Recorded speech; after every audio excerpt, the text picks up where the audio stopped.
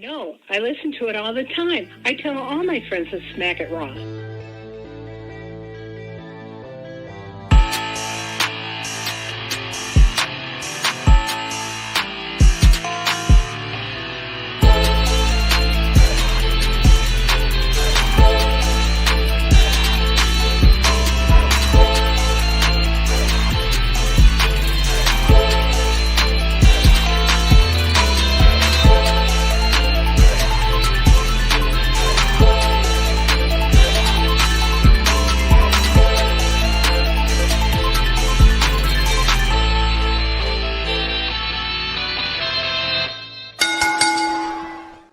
Following podcast contains mature content. The views and opinions expressed by the host are not necessarily those of the host. Listener discretion is advised.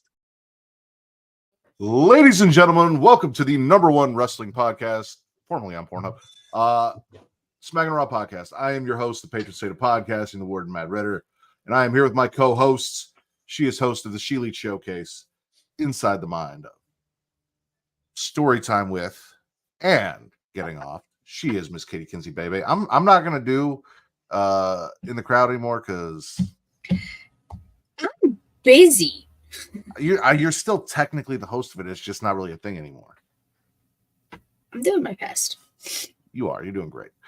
He is formerly the Pornhub Poppy. Yes. What do you call yourself over on GetYo after you defected? Well, Justin called me Producer Poppy, but Producer Poppy. I've dubbed myself the Deadbeat Poppy. Deadbeat Poppy. Yep. No, there's that. He is the Sultan of Spitter Swallow. He is Daddy Delgado, my friend Vince. What's going on? Vicente Alejandro Delgado Estrada. There you go. Roll them Mars. How you guys doing? Doing all right. Aside from like some shenanigans that I had to deal with this week on my block. No pun intended. Everything's been fine. Wrestling's been good. No complaints. USA won gold medal in the basketball portion, men's basketball. So all around good Saturday. Can't complain. 2 minutes in the show, basketball was mentioned. Olympic basketball. You could have at least mentioned Olympic wrestling. Like, how do we do in Olympic wrestling, Vince? I don't know, but I saw that one girl German suplex another girl in real life. And suplex the fuck out of it. On her neck. Shout out to Jalen. I think he's the one that shared that. It's always Jalen. He knows. He always finds the We love Jalen. Shout out to Jalen. Yeah. But if you guys are watching live right now, you guys can follow us at twitch.tv/Creation World, where if you have an Amazon Prime subscription, you have Prime Gaming. If you have Prime Gaming, you link that with your Twitch account. You get a free sub every month, and that sub can go to your favorite Twitch streamer. Should be me. Sorry, I didn't say it out loud. Should be me. If it's not me, it could be Katie over at the She Lead Showcase. She does some awesome shit over there. It could be our boy Will Gray and everyone over at Rivet City Radio and all of the content they provide you, or any Twitch streamer that you enjoy. So go check them out and use that free sub because you're already paying for Prime, and the sub costs you nothing extra. All you're doing is supporting your favorite podcaster and or Twitch streamer. You guys can also check us out at youtube.com/Creation World, where it is free to like, to subscribe, to comment. Vince, what does that do? Because you're a whore? No. Katie, what does that do? It's Katie, what does that do? Boost the algorithm, helps find new listeners. Correct. And Katie, why is that important? You're a whore. I knew that one. That's the only answer ladies and gentlemen. I am a whore for your likes, for your comments, for your views, for your attention. That's why we do this every week. That's why we do Getting Off. That's why I'm on Creation Conversation. That's why I do all of the collabs that I do, is because I love your attention more than anything. So fucking give it to me hard and fast. So if that is the case, listen, podcasts don't grow unless you share us around, right? You spread the love around. So let your cousins, your sisters, your aunts, your uncles, your brothers, your friends' parents, your step family, your in-laws, let everyone know, like, hey, I love this fucking podcast and you might too. And then they might come watch us and they might love us as well. And we'd appreciate that. Also, I want to see you flick that bean, hit that notification bell, get notified every time we go live, whether it's every Thursday. I will not be there this Thursday for the Creation Conversation, but you guys should still go check out Travis and Mara and their guest. Noon Central, 1 p.m. Eastern. every Saturday, 10 p.m. Central, 11 p.m. Eastern for the Smackin It Raw podcast. That's what the fuck we're doing right here, right now. And then back to its normal time slot and returning with our next installment of our panel episodes where we are discussing horror movies that we hate. It is getting off every other Sunday, 10 p.m. Central, 11 p.m. Eastern. Don't miss out. That's next Sunday. We're back next 18th. Sunday. So show up for that. We would appreciate it. You guys can also go to patreon.com/creationworld. Since we're not doing the ads, I haven't plugged this in a while, but we got stuff over there. Return to Wrestling's over there. Me and Travis are moving into 1999 WCW coming up on Sold Out, the finger poke of doom. And I'm not talking about the move I use on my wife. What? Stop it. Okay. Anyway, what? I use it too. It's okay. Listen. You stop Oh, it. just poke of doom. So that is our next episode. That'll be dropping this month. Check that out. If you sub now, you will get our last episode, and you'll be all ready for that episode as well. You guys can also check out If You Have to Ask, which is an Am I the Asshole podcast with me and my wife, Kate, where we review Reddit Am I the Asshole posts and basically tell you guys what we think. You get anecdotes into our lives and everything. And Travis and Mara do this cool thing. If you're like a DC fan of like the comics and the animated series and stuff, it's called Multiverse. It's fun. You guys should go check it out. They review DC animated films. I think they're going to start reviewing Batman Brave and the Bold, which is an animated show. So yeah, go check out everything that we have for you over at patreon.com. And if you guys are like, well, is there an easy way to just find all this shit? creationworld.com. Just go there. If you go there, you get everything. You get all of it. It's all there. I think that's it. So Katie, what you got for news and rumors? It's terrible on here. Oh, So NXT is moving to CW in October. The first show is October 1st. It's going to take place in, no one's surprised here, Chicago, because you guys don't get enough things. And CM Punk said he will be there, which means he'll be interacting with his children, that being Roxanne and possibly Cora Jade. What? It irked me. I let a lot of the dumb shit I read you guys say on the internet go. I really do. But the narrative that NXT, this thing that you guys said you beat, the thing that you guys said was developmental, running a show 2 weeks after AEW in Chicago is a shot in the war is fucking ridiculous. I didn't even see any of that. Where the fuck did you see that? All over my fucking timeline. There was a bunch of shots fired. They still think need it's to a follow war. new people. Like, dude, I need to just cleanse my fucking algorithm and start from scratch. I'm not lying to you. You do. It's rough, and it's hard to fucking enjoy wrestling with all that fucking nonsense going on. So listen, WWE running an NXT show 2 weeks after a pay-per-view that AEW is running in the same town is not a declaration of war. It is not an attack. It is not a shot across the bow. And if your main roster pay-per-view can't sell tickets because people are buying tickets for a show 2 weeks later from a developmental brand, then that's more an issue with your product and not NXT. Neither here nor there. It's not 2 weeks after. It's like a month after. Is it? All In is September 7th. So when's All or Out? 8th. That's what. Yeah, that's meant. All Out. All In is the last week of August, and then All Out is literally the following weekend in Chicago. So September 7th versus October 1st on a random Thursday. Unless they're having another random show in Chicago. Well, I'd assume they'd stick around, maybe do the Dynamite there, but even then, it's like a month. So people are exaggerating about nothing. Shocker. 2 to 3 weeks. Yeah, no, that is. But anyway, sorry, I didn't mean to interrupt your news and rumors. I had to get that off my chest because I tweeted about it and it annoyed the fuck out of me. Okay. But to follow that up, October 8th, the second show on the C-Dub, they're going to be in St. Louis. So Mr. RKO himself, Randall Keith, He's going to show up on NXT, possibly, I think, for the first time. I don't remember Randy ever showing up on NXT. Off the top I of my don't head. either. I think maybe in like one of those older episodes when it first started. He might have showed up with my arch nemesis maybe once. Maybe. I don't even think then. But remember, like way back when, where there's like pictures of CM Punk with the WWE title and the pink hoodie facing off a young Seth Rollins as NXT champion. I think like around that era of NXT, he might have made a pit stop. Well then, yeah. Well then, there you go. That's probably the only times. They didn't even have the network back then. By the time the network came around, Bo Dallas was champion and he was transitioning to Adrian Neville. So like pre WWE network doesn't count as a swing through. Well, yeah, there were people that made a lot of pit stops. Like Sheamus. Sheamus actually was on earlier episodes of NXT just to get people in the door. So yeah. What else we got, Katie? Bloodline branded sneakers coming in 2025. Yay. I don't give a shit about shoes. I can't wait to add to the collection. Jesus Christ. TC said he's going to wear them in Vegas for Mania. Rick's like, I'm going to do the same. I was like, I will not join the shoe party. Y'all have fun.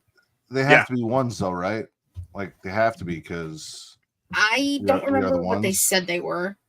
I could have sworn they were like inspired of the Jordan 12 flu game edition. So that's what we were looking at. They were like Jordan 12s, but this be all black Air Force Ones because that's the new bloodline is giving Air Force One energy, black Air Force One energy, or they were until Friday. I think it's Roman inspired bloodline, not Timu bloodline. I mean, he also had black Air Force energy for a while, especially with his family. That's true. I mean, he rocked the Travis Scotts on Smackdown on Friday. So, yeah, Jordan ones. Yeah, that makes sense. You know, throw up the ones, your Jordan ones. We the ones, you the twos. Yeah, exactly. Then they dropped Jordan 2s. You know, these are for you because you're the 2s. That's how that goes. They should just make a custom pair for Roman that are ones, and then everyone else gets 2s. Roman goes around the locker room handing out everyone Jordan 2 Jordans. He's like, here, because you're the 2s. You know, you don't get the ones. These are the sneaker jokes that Justin would laugh at. Where's Justin at? I miss Justin. I don't sneaker. I don't know. It's okay. Neither do I. It's okay. I don't understand any of this shit. Britt Baker, besides all the controversy that's happening backstage currently, is going to be in the new season of Cobra Kai. Yes, Matt. Do you know if she's playing an adult or if she's playing an adolescent? I can look quickly. It's Googleable.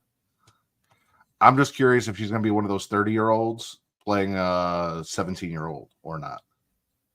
Because I don't know that I would buy her as a high schooler, even like a senior. Hold on, please. According to PW Insider, Baker will be featured in the show's 6th and final season as a European fighter participating in the international karate tournament that becomes a focal point of the season.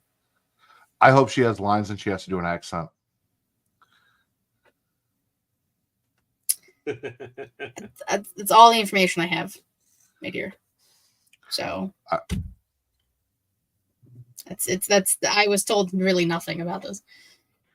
I just saw a promo for the show. I've never watched the show. It's good. I've heard. I don't know if I feel like it's one of those shows where like you had to have watched Karate Kid and not the Jaden Smith Karate Kid, the real Karate Kid. I watched all the Karate Kids.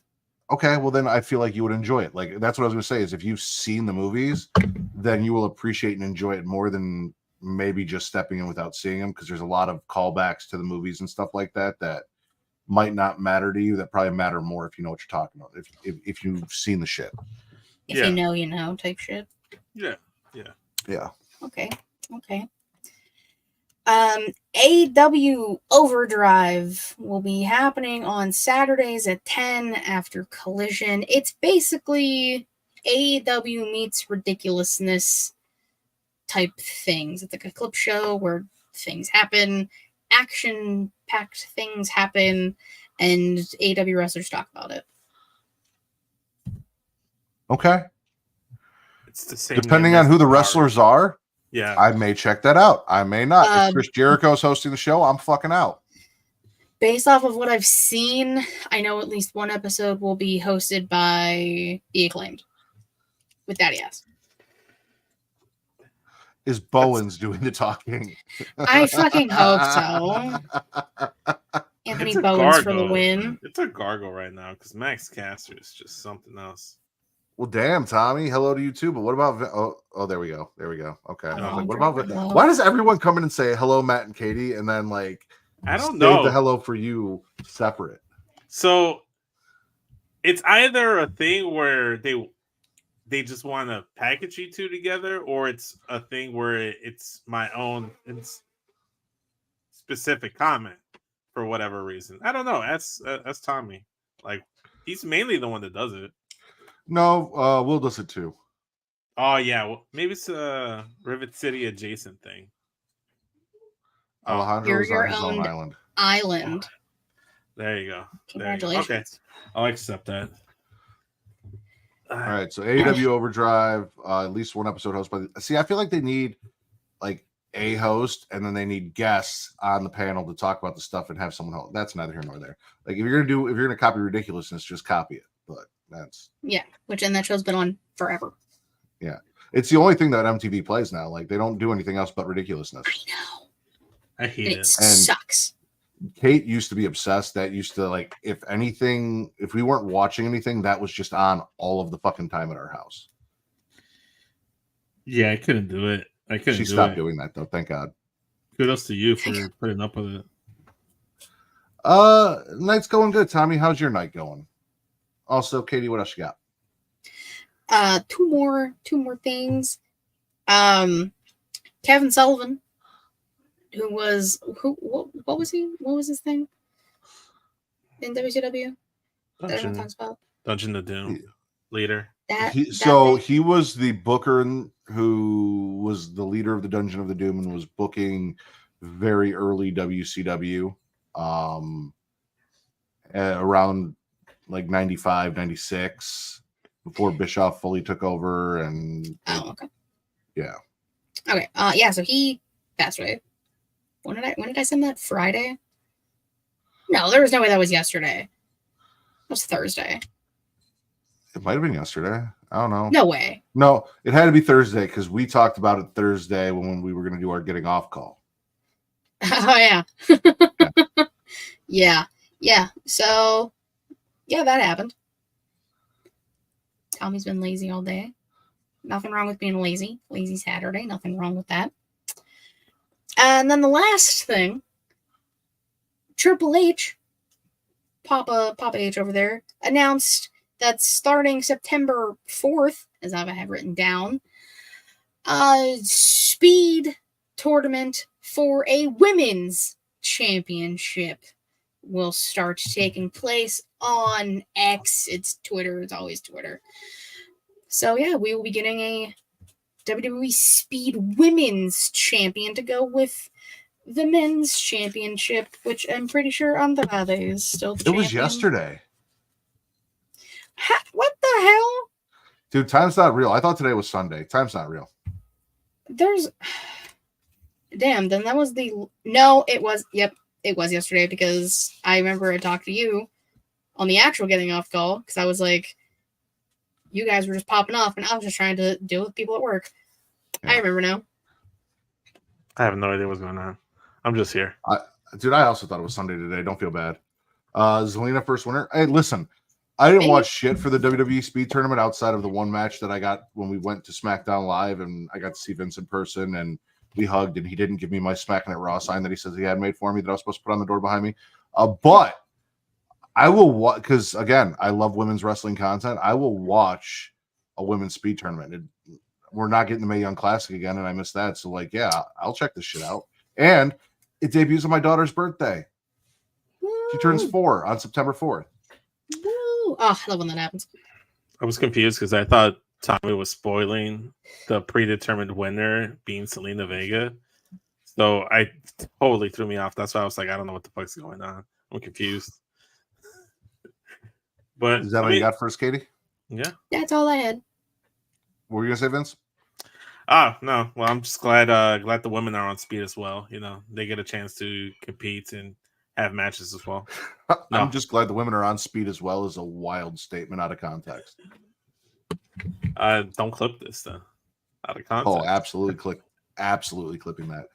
No, that was Tommy's prediction. All right, ladies and gentlemen, you know what you guys are here for. It is our weekly wrestling review in the way that only we do it. It is time to spit or swallow. Eeny, meeny, miny, Vince, spit or swallow. Let's see here.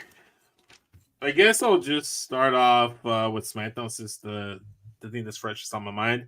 I must swallow the return of the OTC, the original Tribal Chief, returning, taking out the Bloodline henchmen guys. You know, Solo was there. Got his ass cooked as well. He's looking very weak. He's been looking very weak ever since Roman returned. Not fortunately, am spitting the fact that Jacob Fatu's looking like he had a legit injury, but Tribal Chief, he's back. He got a giant OTC chant. Everybody threw up the ones. Everybody was doing the ooh ah, including my wife. So yeah, you know, swallowing Tribal Chief coming back. See what happens. I'm with you on multiple. So first and foremost, this whole thing started off with Cody coming out, talking about how he wanted to hand out a title shot, and then Solo came out and was like, "Nobody gets a title shot. I get a rematch. I had that one." Blah blah blah blah. Our boy TC likes to say that Cody hasn't won a single match without the help of interference, completely ignoring the fact that interference shows up because there's always interference from the opposition in those matches. Exactly. It's not like anyone's just coming out for Cody in a regular singles match to help him win when there's nothing out, like when there's not 4 other dudes ringside. He didn't have anybody come out to help him versus AJ Styles. Facts. But I'm with you, Vince, because I watched when Roman showed up at the end of the show, and I saw the look on Solo's face, and I tweeted out, I'm like, where the fuck is the Solo Sikoa that was standing next to Roman giving him evil, angry, I'm gonna murder you side eyes? Because this man looks like he's about to cry. Like, what happened to that man? Solo does tell Roman if he wants it, come get it, before he almost starts crying. Roman wrecks the Tongans with steel steps and basically no effort, which I also wasn't a huge fan of. But like, you debut these guys, you make them look like monsters, and then Roman comes out and just kills everyone by himself. I get it. It's Roman Reigns. He's your new Brock Lesnar, but that was another big news. That I mean, I guess it was good that Jacob wasn't out there. He's still safe. Roman almost got the Red Hot Chili Peppers back, but they ended up beating him down and taking him away. Solo ran off with them. Yeah, no, it was good shit. KO also tried to turn down because KO showed up for Cody, and he's like, you need to earn a title shot, and I don't feel like I have earned the title shot. And then everyone's like, you deserve it. And Cody's like, well, they think, you know, everything you've done in your career, you have qualified to have a title match. And I think so. So even though you're not consenting to this challenge, I'm still going to go back and talk to Nick Aldis and just have him make it anyway. So like, you're getting this whether you like it or not. And Katie, you had a take on that. Oh, that Cody trying to give KO a title shot is going to be the reason he's only going to have like one friend left. And that he might not even have that friend because you gave KO the title shot, not him. Yeah, and a certain snake is going to be super pissed. Well, he got a title match over on Raw, but we'll talk about that later. That whole Kevin Owens stuff, I personally had that down as a gargle, so I wasn't sure how I felt about it. I do want to see Kevin versus Cody.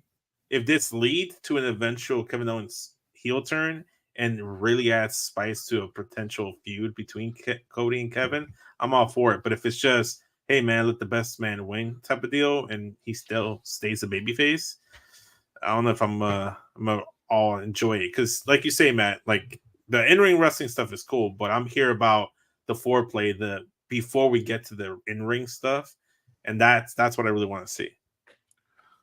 Okay. Cater tot. Spit or That's me. swallow. Speaking of which, I had a fully loaded baked potato at Red Lobster today, and it was fucking delicious. I love potatoes.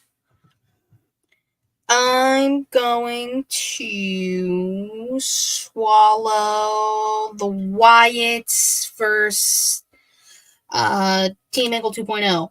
Well, fuck you too. God damn. Okay. Let me have this one. You can have it next week. I'll just take it this week.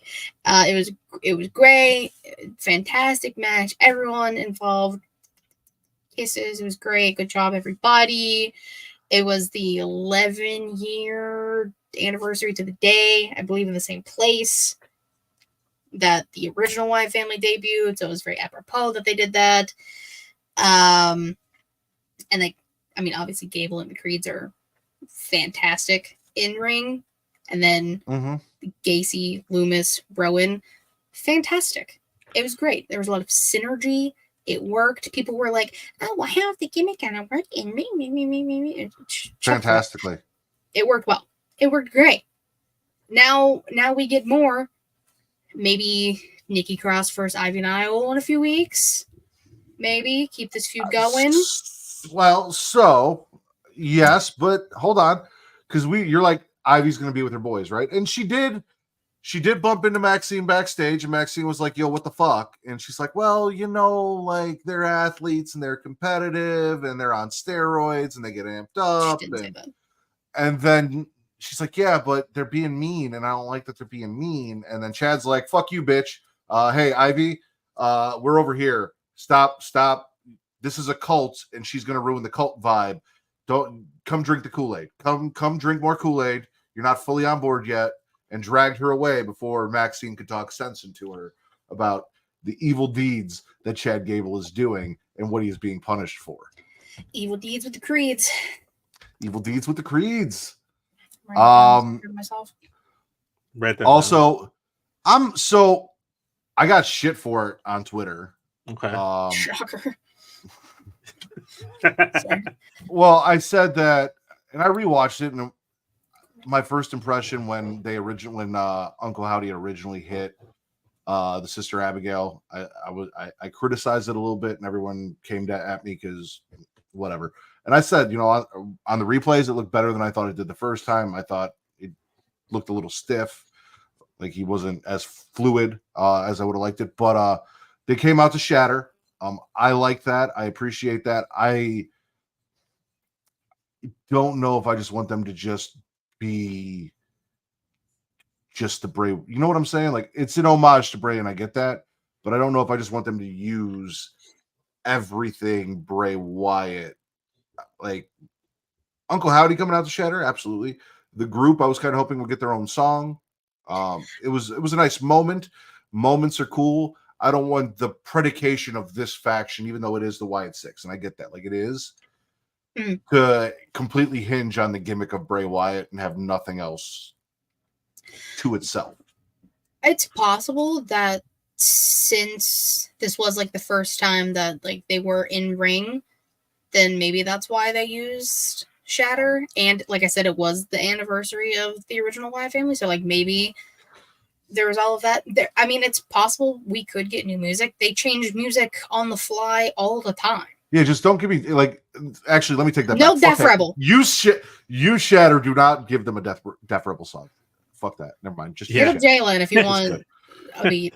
For real. I like this. I like this. This is all good. There were like pieces of the homages, because a lot of people were complaining that they should have been on SummerSlam, yada yada. But them making their in-ring debut in Baltimore, 10 years, was it what, 10 years, Katie? 11 years to the day of their original debut in the same spot on Monday Night Raw. makes all the sense in the world, and it had all that much more significance and meaning to it, which I love that much more. I like their entrance, how it has like the shutting down of lights, like the Fiend.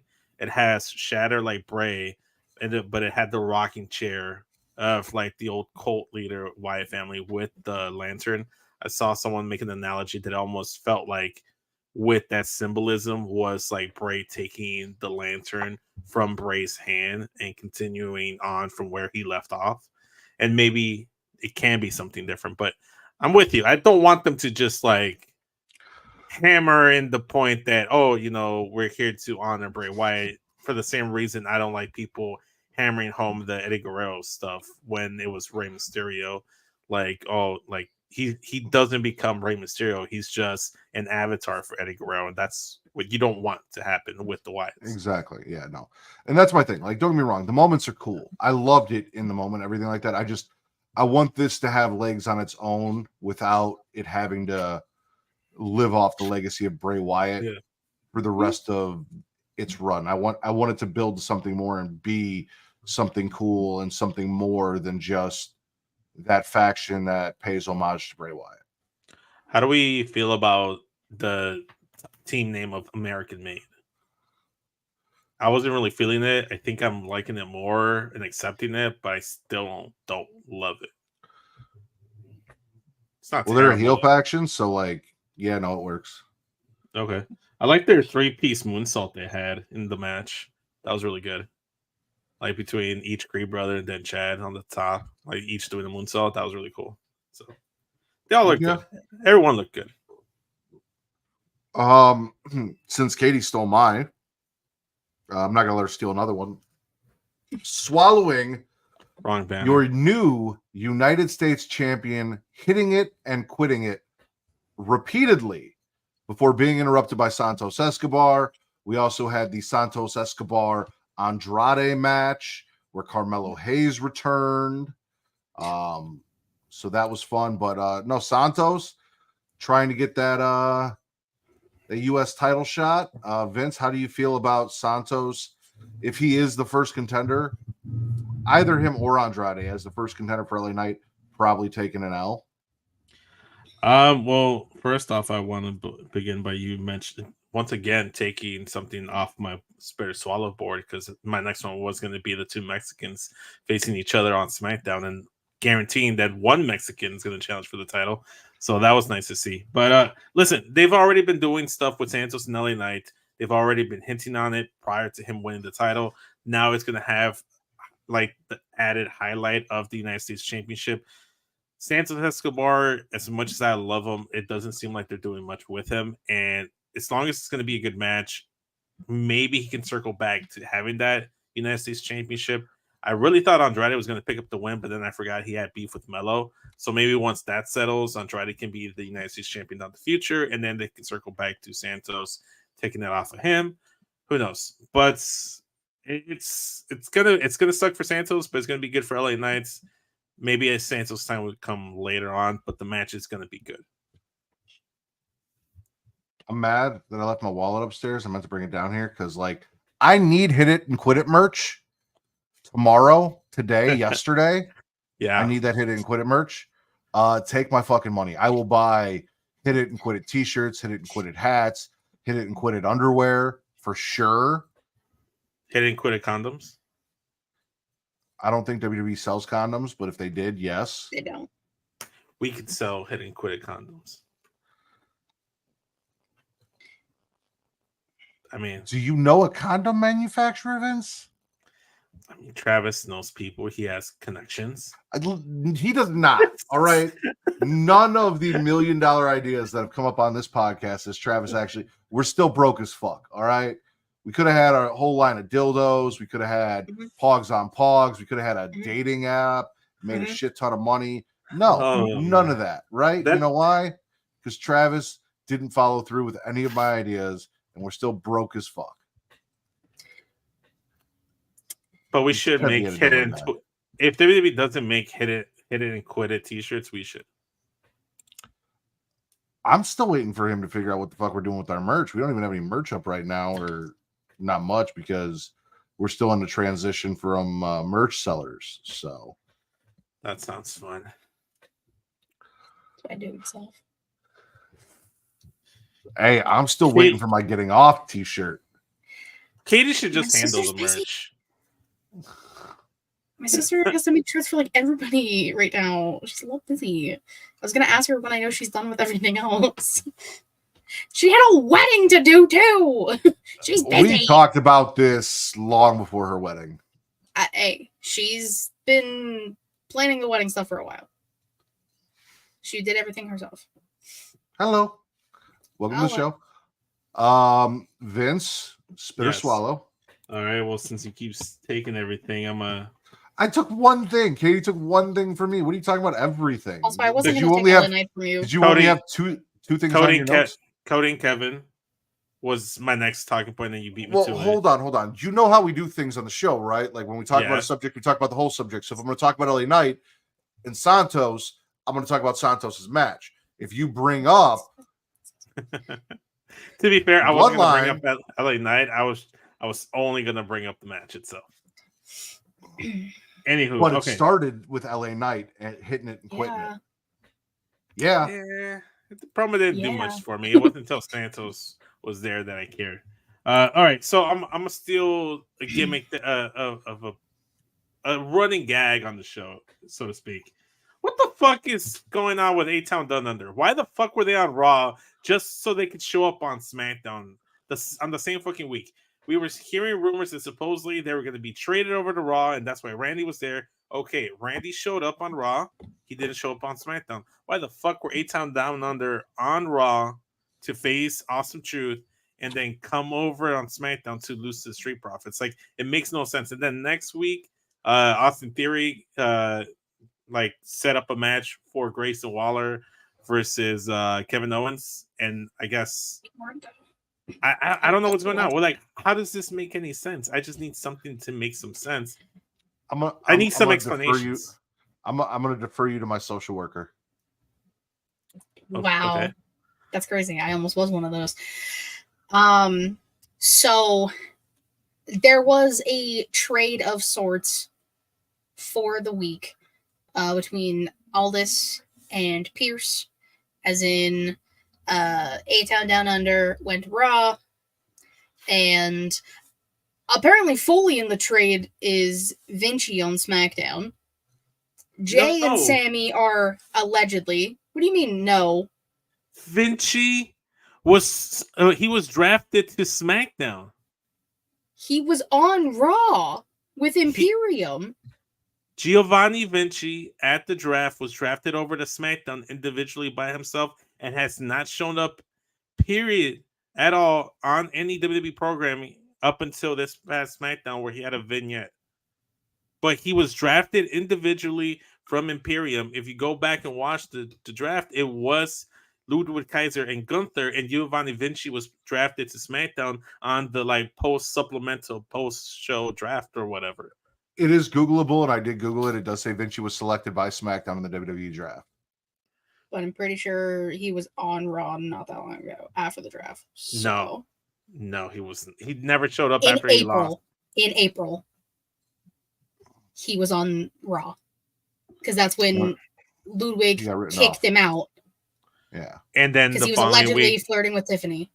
Allegedly, and then like a week or two later was the draft.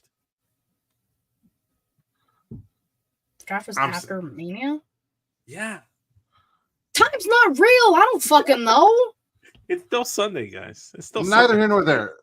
We're arguing semantics about Vinci. Who gives a fuck? And he's Italian, and I'm saying that about an Italian, a bald Italian, mind you. That's a slightly crazy. less attractive than me, bald Italian. I'm saying that. All right.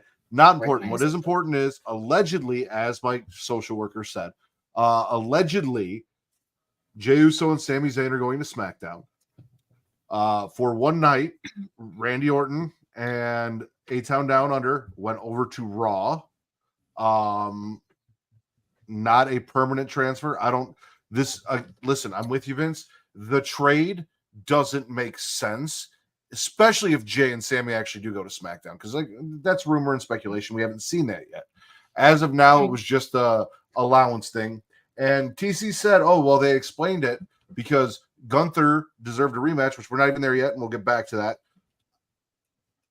Brand splits don't fucking matter and aren't real. So stop. If you're not going to abide by them, stop making up bullshit to pretend like they are when they're not. Because that's my whole thing. It's like, if you sit here and tell me why they were on Raw, if it was a one-night thing, there was no Raw talent that showed up for one night on SmackDown unless it's going to be next week. But in which case, if you don't have any Raw talent show up on SmackDown at all, even if it's a one-time deal, the fuck was the point for SmackDown to do this trade? I support one-night stands in everything but professional wrestling, unless it's ECW one-night stand. Wow. So I do ECW one night stand wasn't that. It was a really good pay-per-view. There's a very good link between one night stands and hit it and quit it. All right, it is what it is. My point being, having these guys show up for one night without because Nick Aldis sent us over here but why? What do we need A-Town Down Under over there for? They just needed an excuse to have Randy versus Gunther, which is fine. But it's like that A-Town Down Under showing up doesn't in any way, shape, or form facilitate Randy versus Gunther. No, and it doesn't, and that's what baffles me. That's why it's a spit. That's why, the more you try to think about it, the less it makes sense. Hi, Will. ¿Cómo estás?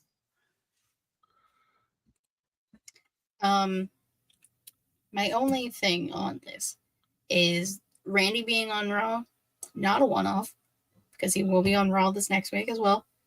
Because Berlin is in 2 weeks, 3 weeks, whenever.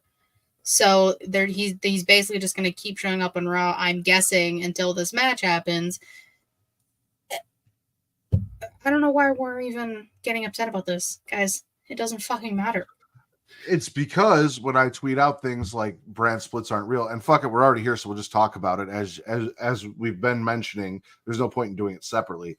Randy Orton showed up to challenge Gunther for the World Heavyweight title and was accepted for Bash at Berlin. When I tweet out brand splits aren't real, I get clapback from people saying, well, they explained it, and defending the idea that there is a brand split. When we know brand splits aren't real and they don't matter, and if they don't matter, then there's no point in doing a fucking draft every year. Yeah. And Triple H even said himself he doesn't fuck with brand splits. So why are you drafting people to shows if you don't fuck with brand splits? You gave me hope that we were going to start doing shit. You gave me new GMs, brand splits, same thing. You gave me hope. You set some shit up, and then there was no follow through. It just feels like when they were doing what was it? What was it that the Vince McMahon called it? The superstar shake up, shakedown, or where was it that I can't remember what it was called, but it was essentially only 3 superstars can show up from SmackDown to Raw and vice versa, but it could only happen 3 times out of the month, and if so and so came in, then no other person can show up, and it was a reason to have Kofi on Raw. It was so convoluted and it was so dumb, so extra, and it feels like we're seeing a lot of the same stuff. Superstar Shakedown was what got Vince in legal trouble. That's a different thing backstage. Matthew, what? Jesus. Let's just talk about Randy for a second. Okay. I have something to say about Randy. I have good things to say about Randy. I like the fact that the Goon Gunther was like, I'm a legend, based off my title run and blah, blah, blah, blah, blah. And Randy, pulling back a little bit, he's like, I made my career off killing legends, and that's the Randy I want back. I want legend killer, punting people in the skull Randy. And maybe I'll get that after his match with Big Goon, because then he's going to try and kill Cody. So I'm fine. Now, mind you, the justification that they used for Gunther and Randy is that Randy wasn't fairly pinned in the King of the Ring. Which is true. And we know that he is owed, and Triple H knows, and everyone knows that he is owed a rematch. So he is cashing in on supposed known rematch. Now, my thing is if there's any sort of dispute there, You don't let Gunther go on to be King of the Ring. You don't let him go on and challenge for the title before you have the rematch. Like you just settle it before then. You don't wait until after the fact and then be like, oh, you're champion now? All right, I want my title shot. Like, this was not for a title. Yes, Katie? It's because Randy was hurt. Like, hurt. So that's why they waited. He was fucking with the Bloodline. Yeah, well, he had matches against the Bloodline. Like, during King of the Ring time. That's why they just had Gunther just move on. Like, they couldn't redo a King of the Ring match because everything else was happening. I'm just saying, prior to Gunther challenging for the title, them declaring him the king, they could have disputed it and said, all right, we're going to do this. They saved it for a title shot to put on a Bash at Berlin. Don't get me wrong. Gunther versus Randy Orton, it sounds like I get the appeal. I'm not arguing that this isn't an appealing match. I'm not saying it's a match that I don't want to see.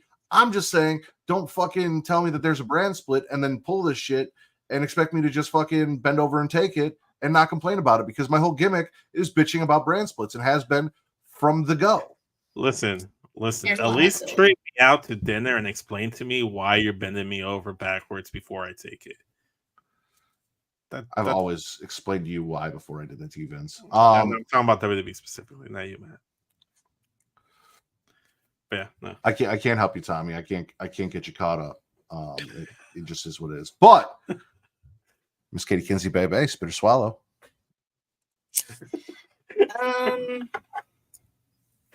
I'm spitting New Day versus AOP with Odyssey Jones making an appearance, because Xavier Woods ain't fucking with Odyssey Jones, and neither am I.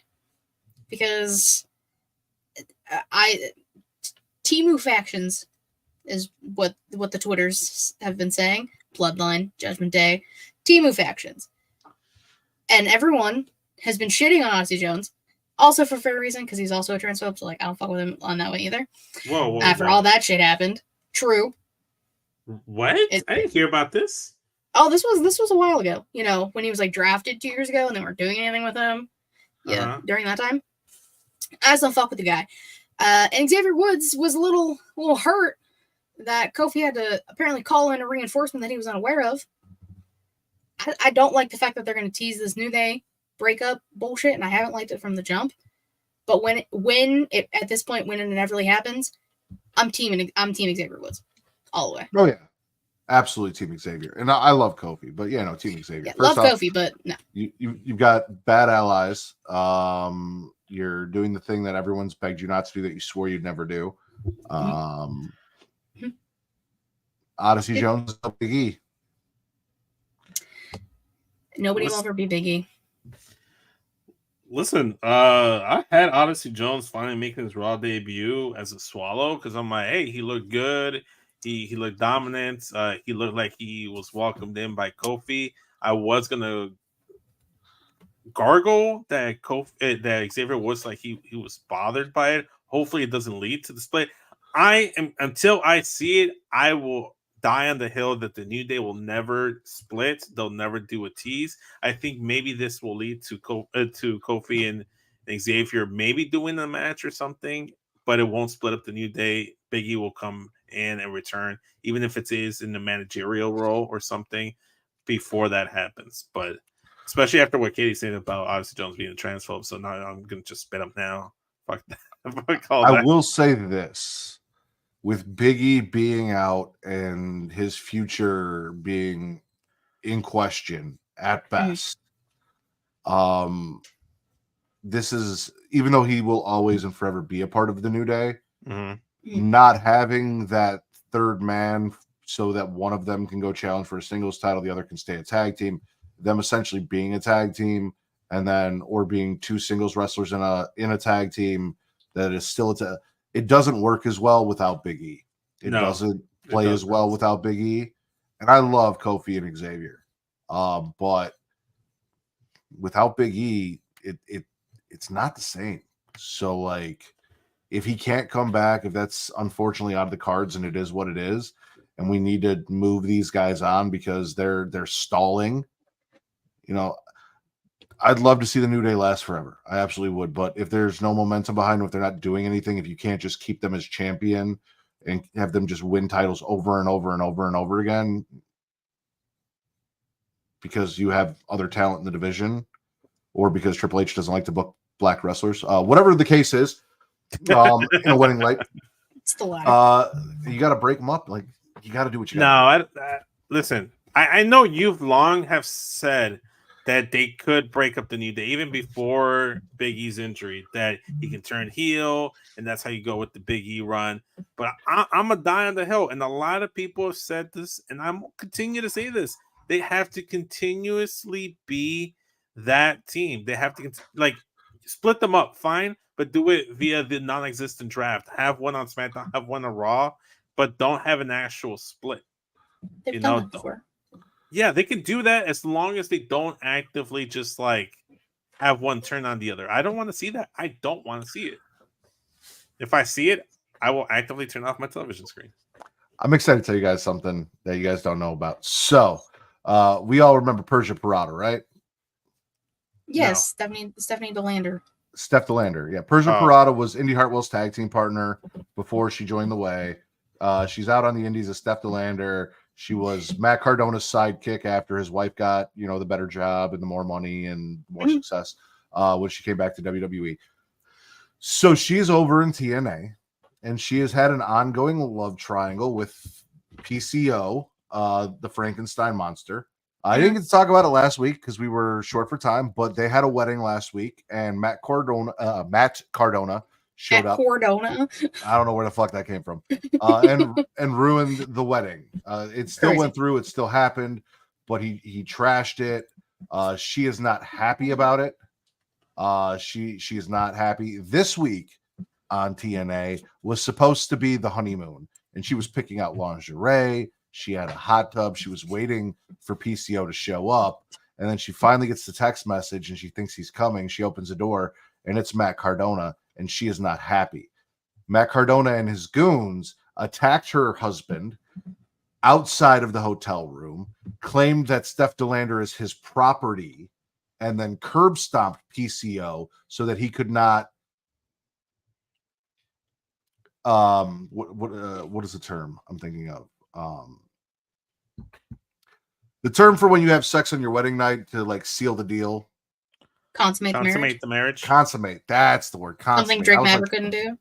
Yeah, something Drake Maverick never did. That was one of the best. Could not consummate the marriage. Got curb stomped, and then they've also been going back and forth on Twitter. And I actually posted it. If you guys go check out my TikTok, we have Smackin It Raw moments of the week. Smackin It Raw approved moments of the week, where he's listing all of the things that are his property, including Steph DeLander, and she corrected him on what he owned, including the fact that he has a room full of toys to keep him busy while his wife is out being more successful, which I popped for.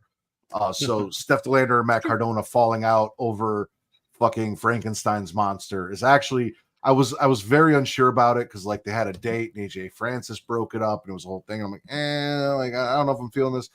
I'm in now. I'm sold. I'm about it. So yes. About it. Okay.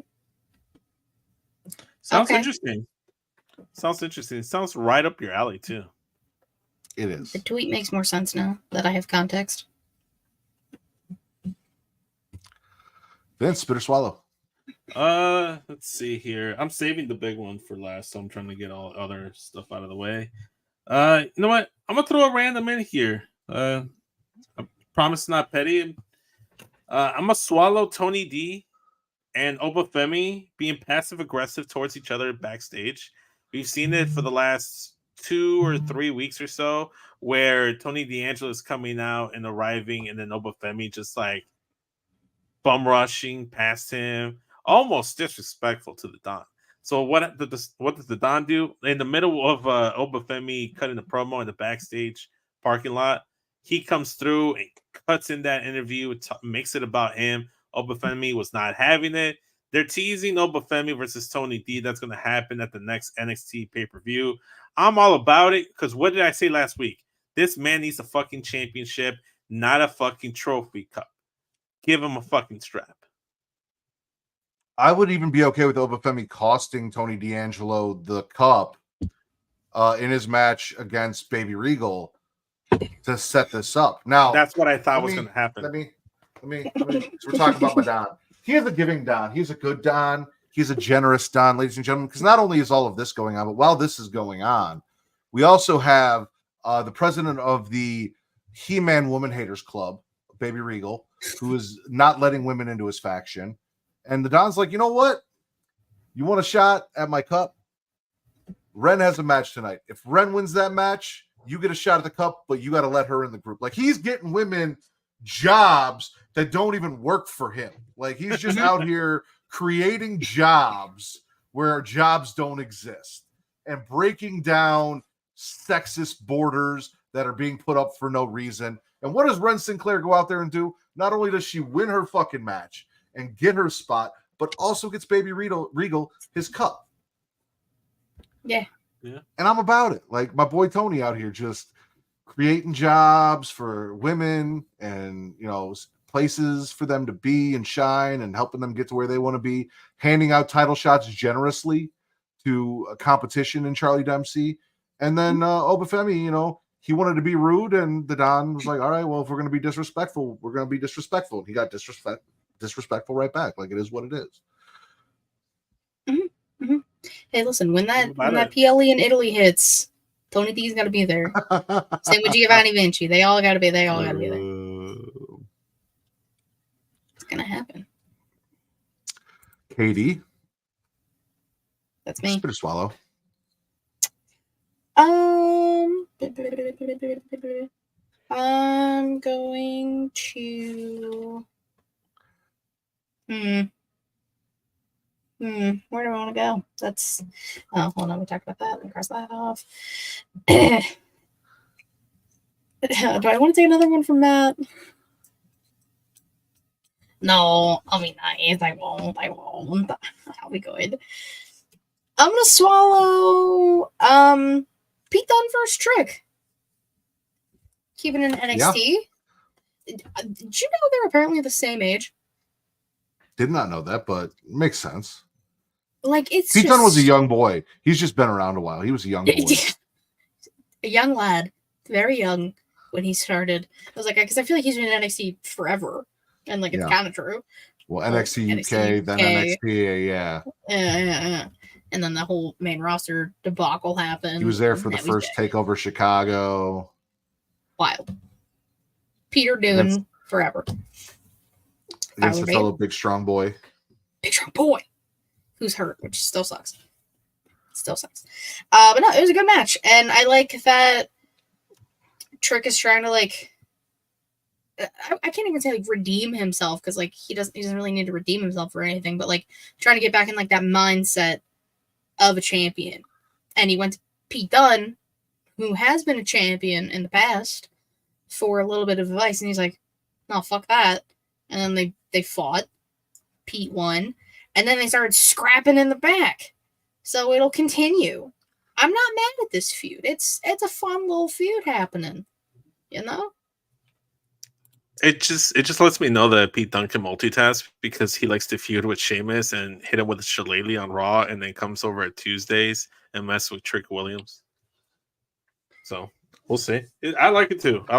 Pete what Dunne you're saying is Pete Dunne can handle two men at the same time. Yes, that should be on at the same damn time. Yeah, there you go. That should be on the tweet. It's on me, right? I think so. If you want it to be.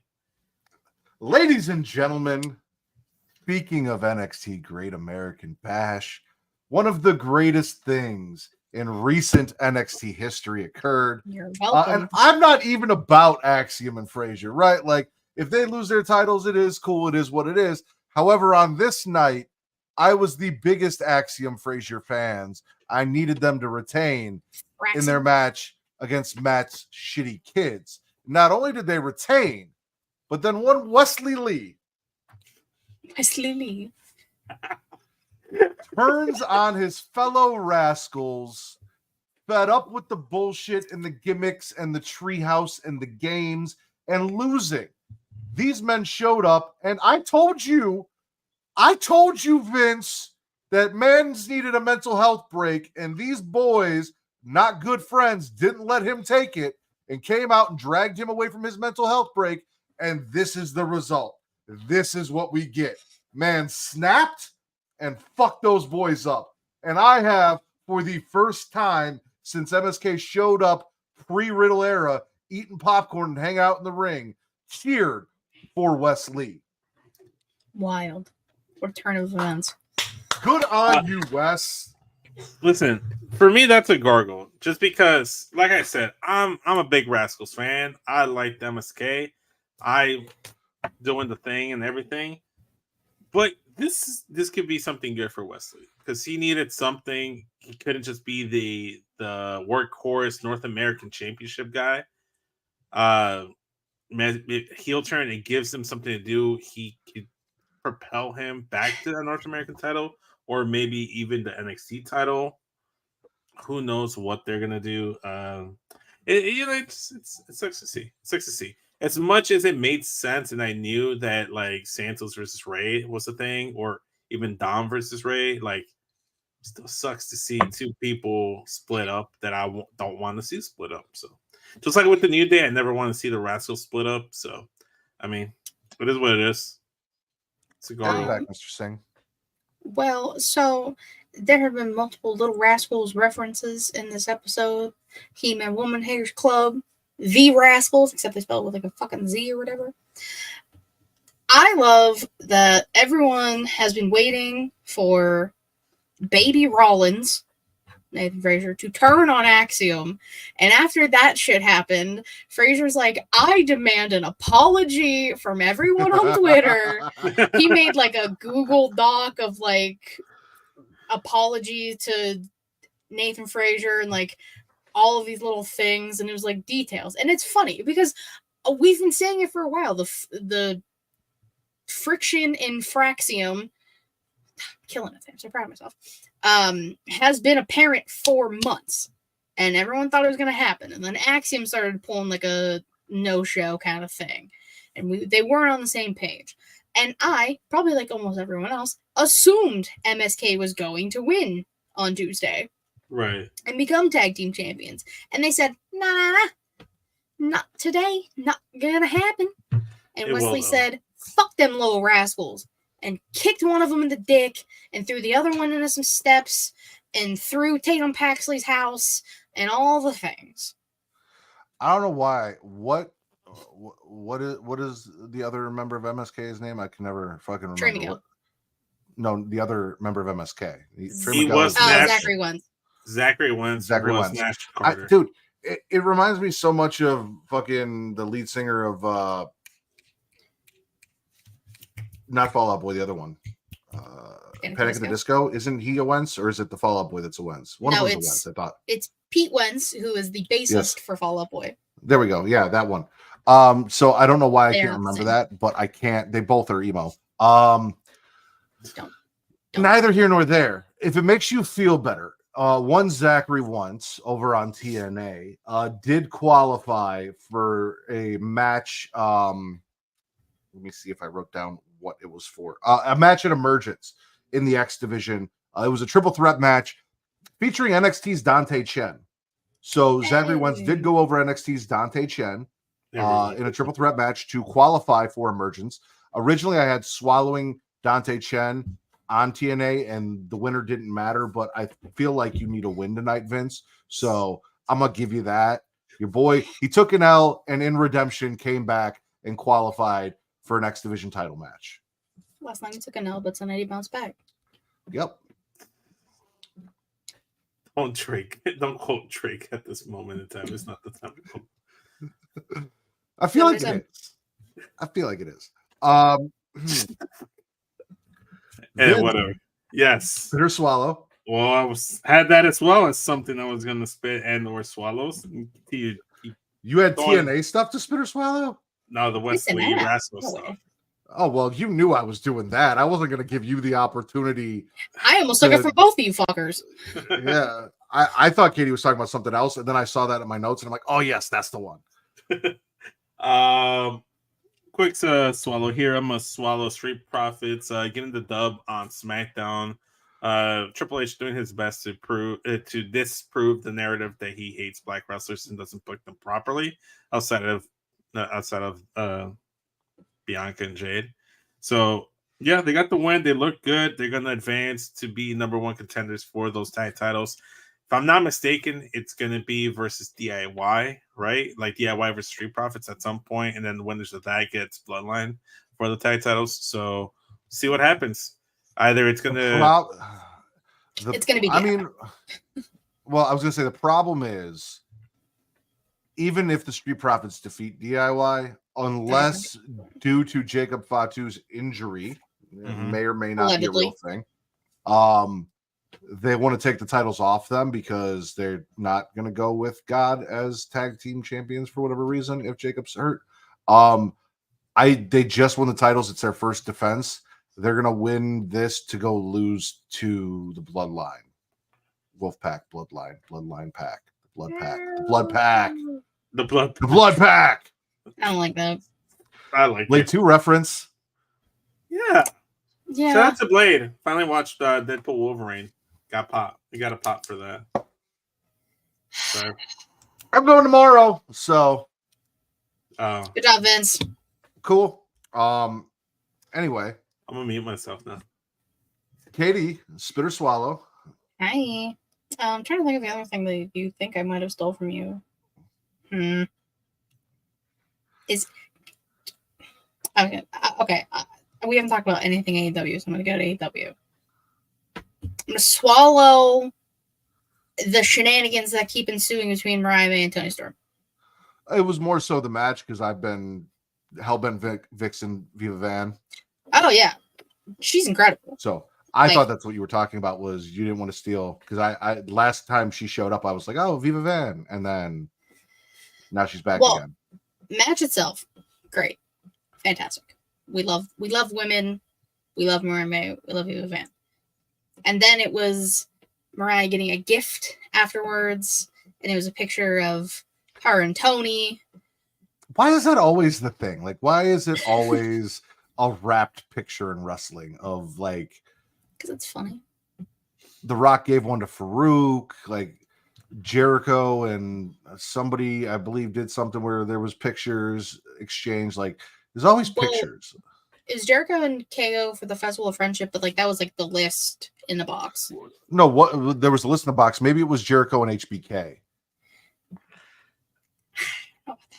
during their feud.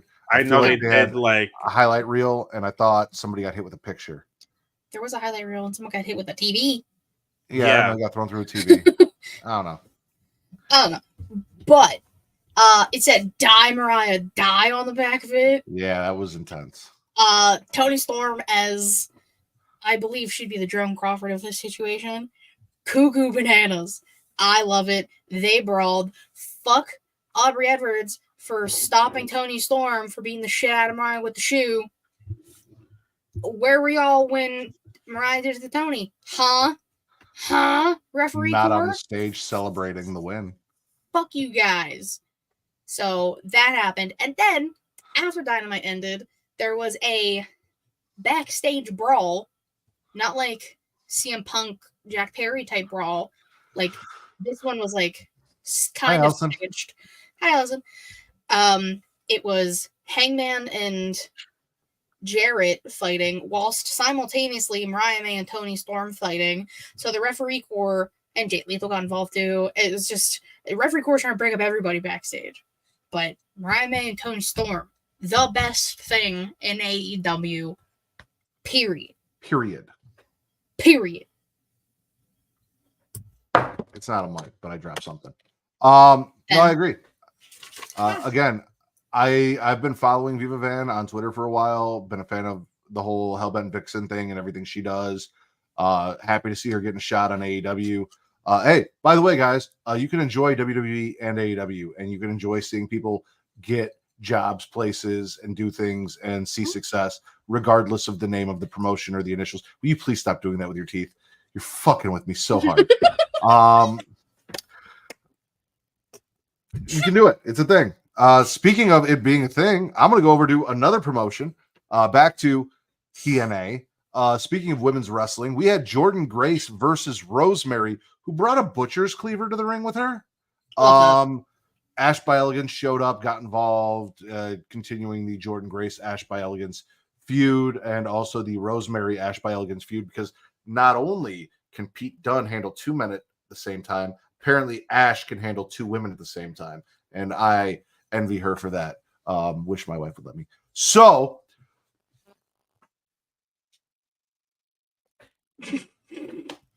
Shout out to Rosemary. shout out to Rosemary coming back, having a butcher's cleaver, and Jordan Grace is fucking fantastic. Oh yeah, of course. Yeah, she's cool. Yeah.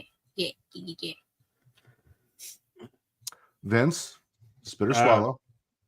It's TNA adjacent. I believe in Joe Hendry. Yes, I do. He had a win over Joe Coffey. It was a fantastic match. I enjoyed it. The crowd was super into it. I don't know if it's people just leaning heavy into how over the gimmick and the song and everything is, but they chant the song, they do the wave, everything. He's got them in the palm of his hands. Even did an Eddie Guerrero spot, so that popped me as well. He got the win. He got the win, so I can't really hate anything. I know Katie doesn't fuck with him, but I have no hate for Joe Hendry. I mean, I have my issues with him talking about the Jericho thing, but also, you're not actively out here supporting Chris Jericho and saying that the Learning Tree shit is good. So it is what it is. I'll tell you this: he also got a win on TNA over Wolfgang. Nice. So we saw Dante Chen and Wolfgang this week on TNA. I believe. TNA I don't know if it was announced or I just saw it on TNA's Twitter. But I guess Riley Osborne's also going over to TNA for something. I did see something like that. Maybe it's going to be in that X Division stuff. Is going to be probably the X Division thing. Yeah, probably the X Division emergence qualifier stuff. Okay. Yeah, that's cool. Dante Chen wasn't really getting used in NXT. Riley Osborne is just kind of adjacent to the Chase U stuff that we're not even talking about because whatever. Stupid. So good for them getting some TV time over there. I know everyone's going to be really pissed, and I can't wait to see the internet light on fire when Joe Hendry and Jordan Grace sign with NXT eventually. And then it's WWE just did this to steal their top talent, blah, blah, blah, blah. So that'll be a thing. Katie. It's me. Spit or swallow. I'm gonna go back to NXT. I'm gonna swallow Kalani Tatum for the NXT North American Women's Championship. Fantastic match. Both women. That. Chef's kiss. I love both women. There's a lot of mind games Tatum was playing. Put the Kalani Barbie under the ring. Cute. It was fun. There was a time. Hi, Dad. I really thought Tatum was going to take it, and I wouldn't have been mad either way. I said this on numerous occasions. Tatum isn't busting her ass. She also deserves it. But alas, it did not happen. Kalani wins, basically on one leg. Kalani's also fantastic. And then Spooky Chew, Wendy Chu, who has been kind of friendly with Tatum the past few weeks, chokes out Tatum. Disrespectful after the match. Tatum just wanted a friend. That's all Tatum wanted. She thought Wendy was her friend. She should hang out with Rey Mysterio then. I mean, she did say she gave up on friends. She just wanted championships. So, well, she found someone who matched her freak, and it was Wendy. And then Wendy surpassed her freak. I was going to say she thought she matched Wendy's freak. She was incorrect. That's what I'm saying. She thought she was she thought it was happening, and then now it's probably going to be Kalani. Yeah. There's levels to the freak. She wasn't very there. excited. Yeah. Kalani seems like a good person. I feel like she'd make a good friend and be a positive influence on Tatum. And listen, I love Kalani Jordan. I do. Yeah. I would love to have her have a long title reign. I also would really like to see Wendy Chu finally get her flowers and hold a championship, a singles championship, with everything that she's done between the Wendy Chu character, between the stuff with Xia Li, all Karen of the stuff. Hugh. Yeah. Throwback. All of that stuff. Would love to see that. By the way, hi, Dad Hat. And I encourage everyone watching to join in with us and spit or swallow in my chat. Yeah. When all Spitting, the swallowing, and bean flicking are all encouraged if you're over on YouTube. So, or on Twitter, just the spitting and swallowing. There's no bean flicking on Twitter or that we know of. Twitch. Twitch. There's a lot of bean flicking on Twitter if you know the Yes. right accounts to look at. Twitch. But you can't hit the follow if you haven't. So, I guess that means it's on me.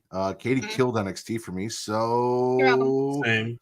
I'm gonna kill SmackDown. I'm gonna swallow Jade versus Alba Fire. Jade got the win. The Blair Witch Project, as my boy Vince dubbed them, ends up attacking Jade and Bianca, and it looks like they're going to have the upper hand until there's a glow in the distance. Naomi shows up, joins her girls, and they beat down the big three, beat down the Blair Witch Project and send them running. Love it. It's what I was talking about last week about the women's team divisions showing up and showing out. I'm looking forward to it. Any excuse to have the big three together, Naomi, Jade, and Bianca on the team, I'm all for it. They should just be a faction at this point. They should just all click up. Why not? Like, what did they have to lose?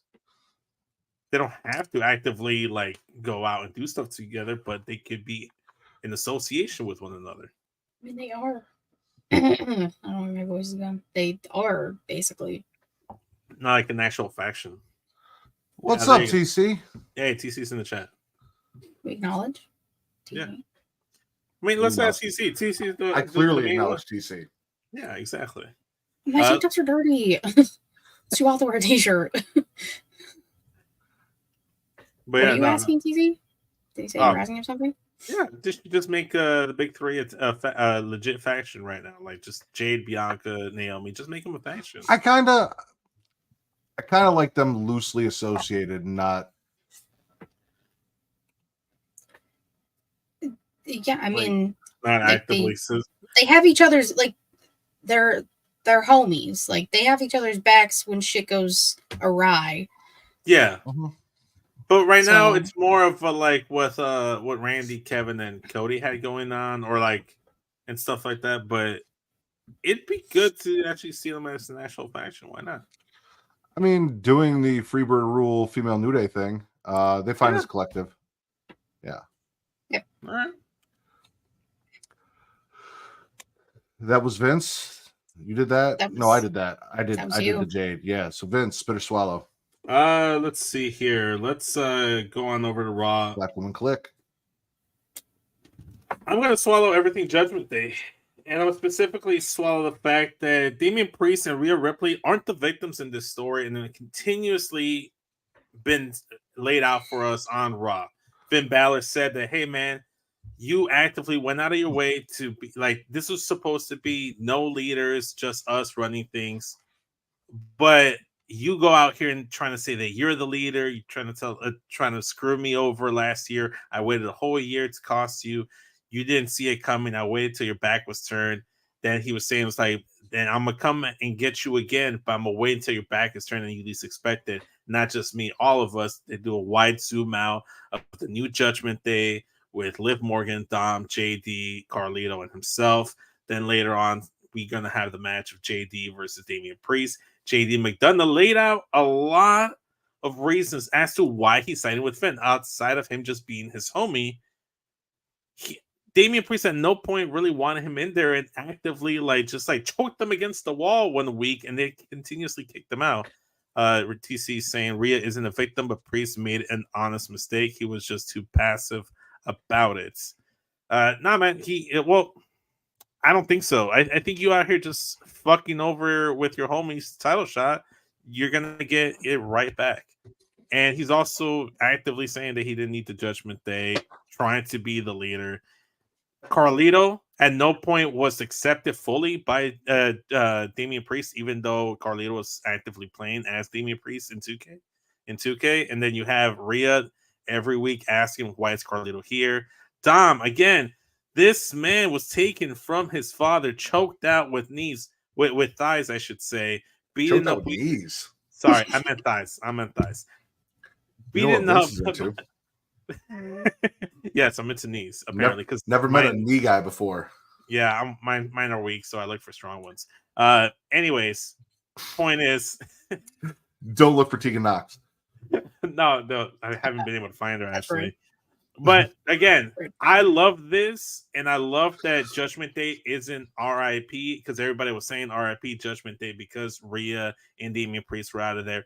I like it because this gives Triple H that faction that I feel like he's always wanted in like his own version of what Bullet Club was and other factions in New Japan, where you have the initial faction and you have rotating members. They obviously had a similar idea with Undisputed Era, Adam Cole, Kyle O'Reilly, Roderick Strong. Now you kind of have that with Judgment Day. I could see down the line maybe Dom turning on Finn or Finn turning on Dom and Dom being kicked out at some point. You know, Katie's theory about Finn and Liv maybe can still come to fruition, but in a different avenue and lane. So I like this. This is really cool. I like factions just sticking around and just kicking people out and having new members join. I think that's cool. I think that adds a layer to factions and helps story narratives progress. But that's just me. I enjoyed it. I liked it. I'm enjoying the Terror Twins. I've turned around a little bit on it. I've done some thinking. Don't get me wrong. I understand Dom's stance. I've mentioned Liv treated him better. But the fact of the matter is, Dom signed up for what Rhea was giving him. He knew what it was. He consented. He moved into that relationship. He was all about it. He was fully in on it. And then he decided to turn on Rhea after the fact. He woke up. He finally saw through the Stockholm syndrome. He stopped like seeing like, oh, you know what? This isn't what my abuser. This person is my abuser. This isn't the person that loves me. TC said it on Young Kings on the latest episode of Young Kings. Like everyone's saying the same thing, man. Like Rhea, Damian, love you guys, love mommy, love El Campeon, but they're not the victims. And just like TC was talking about the narrative, with damage control and Bailey, even though it was a good story, Bailey was not. It was not the fucking victim in that story, and neither are Rhea and Damian. Consenting under this, the rest isn't actual consent. Yes, correct. I mean, there are some people that are into it, and Dom looks like one of those guys. He did spend a night in prison. Probably also consented under arrest there. Katie, I think, raised her hand. No, I did a quote for prison. You want to tag in here, Katie, or you just want to move on and not have this discussion? No, we can have this discussion. That's fine. Something was brought up last week about all of this, how Liv helped Dom get a win over his dad, and Rhea never helped him do anything. Rhea helped him get a title. Let's not forget that. And helped him retain that title. But that's neither here nor there. Terror Twins all day, every day, twice on Mondays. Rhea surprisingly has no concussion after headbutting the shit out of JD McDonough and that very large skull of his. That's a big head. It's a big head. Like Jordan Listen, Lopez, Rhea gives great head. I will give Rhea that. Rhea gives great head. She does. But Finn Balor being all, there are no leaders and you wanted to be the leader. Finn has thus put himself in the leader position. No, he said there's no leaders. No. Like, think about it. He says that now, but he's the one putting people in match. He threw JD to Damian because he's scared of facing Damian himself. Now, next week, he's throwing Carlito to Damian because, again, he's too scared. He's dictating everything. He says there's no leader. He's been a leader in a faction before. He knows this. He knows what he's doing. So JD, the fact that there's no leaders, there's leaders. So all of that. And I stand with my Terror Twins. They're pissed off, they're angry, and they're going to ruin everybody. And it's just going to be fun for me. I tried, Katie, to do a question of the week about wrestlers who give good head. I ignored it. Headbutts. She did not. But Dragunov also gives great head. Yeah, crazy. Crazy head. Damn, Brian gave good head until he had to retire. Probably He why hasn't retired yet. No, Still. his first initial retirement from WWE. Oh, okay. Yeah. Trying to think who else has like a really good headbutt. Who else gives really good head? Tyler Bate. How they do head? Well, yeah, kind of. Yeah. Oh, Dragunov. Doesn't he do headbutts? That was the first All thing the I said. Samoans? Yeah. Okay. All the Samoans give good head. It's Probably. prerequisite. Maybe I that's don't know, why I they feel have like- such an extensive bloodline because they give such good head. Like, I feel like Rikishi gave head, but I feel like he threw it back better. Yeah, fair enough. I was talking about like just like Samoans currently in wrestling, but sure, okay. Okay. You guys just took it. Well, fucking I right. mean, hey, also you should write down giving good head. Okay. I don't know who we were on. Vince, Katie. we were on you. Yeah, Or Katie's next. No. Yeah, Katie's next. Okay, we were on Vince. Katie, spit or swallow? That's Not me. related to the conversation we were just having. Stop it. What does that say? Oh, I was trying to figure it out. Oh, you talked about that already. Cross that off. I'm gonna swallow Sony versus Io. Good match. Dakota Kai's apparently injured, like legitly again, which fucking sucks. So that's why they took her out preemptively before a match with Sonya. But we got a good match between Sonya and Io. I'm not gonna complain about that. Yeah. Those two women have history. It's always going to be a good time. If Dakota is legitimately hurt again, I don't know the extent. I don't know how long she'll be out, if she'll fully be out. But that's talking about people who can't catch a break. Fucking Dakota can't catch a goddamn break. And that sucks. Especially because they just came back as a full collective, minus Asuka, because she's still hurt. Where is Tanika Knox right now? Is she out injured too? I don't think catering. She got injured eating a bone from chicken wing because that's all she's doing right now in the catering. They're just not using her. You know who else It's a nice ate way a of saying bone it. from a chicken wing? Was Tatum Paxley when she got chicken wing by Wendy Chu. That's how dare you. I'm with you. I actually saw a lot of people. Well, not a lot of people. I saw a few people shitting on that in the match. I'm like, I just feel like you guys just don't like Sonya Deville because that's mostly who they were shitting on was Sonya. I'm like, I don't know why. Further. Possibly. I only got 3 things left on my list. Okay. You got one. Vince has one. I think I know what Vince's one is, so I won't take that. Katie, how are you looking on your list? I still have a lot of stuff, but we'll see what happens. Okay. I'm going to do my last TNA thing. I'm going to spit the system, their American flag jumpsuits, and the boring ass promo that they used to start TNA this week. Not Al Snow knows what everyone wants, but I don't know that Al Snow gives good head. He just knows what everyone wants.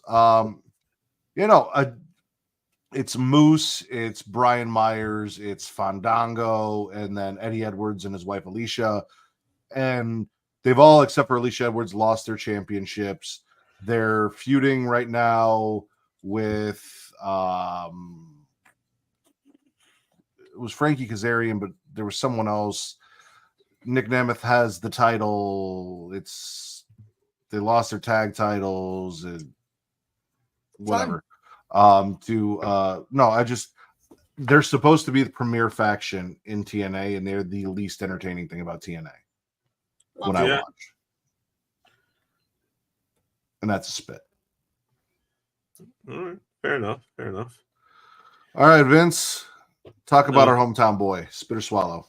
Yeah, how'd you know?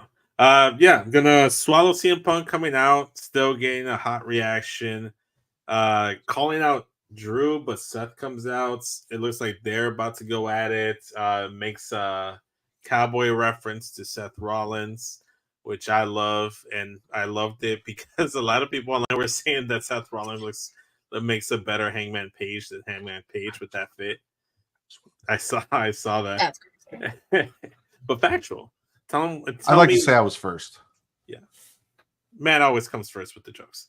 But anyways, you get a little bit of the exchange right there, but before you get some of it, Drew McIntyre comes out, tries to get CM Punk's attention as well, and they're just not ignoring it. They're just not paying attention to him, just ignoring him. They're locking eyes, still teasing this eventual Seth Rollins versus CM Punk match, which I'm looking forward to.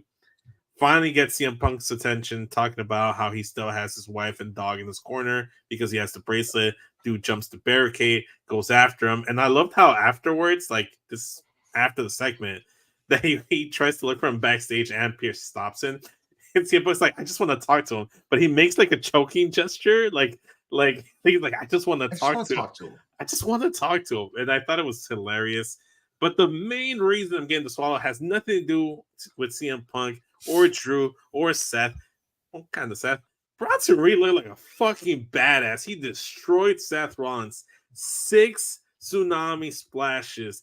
Destroyed the guy. Internal bleeding, yada, yada. Security is terrible because my wife was like, what the fuck are they even doing? They're not even doing shit. Like, at least stop them. Like, they have successfully, at least in my eyes, have made Bronson Reed feel like a legit threat. And it was literally all it took was one segment with Seth Rollins.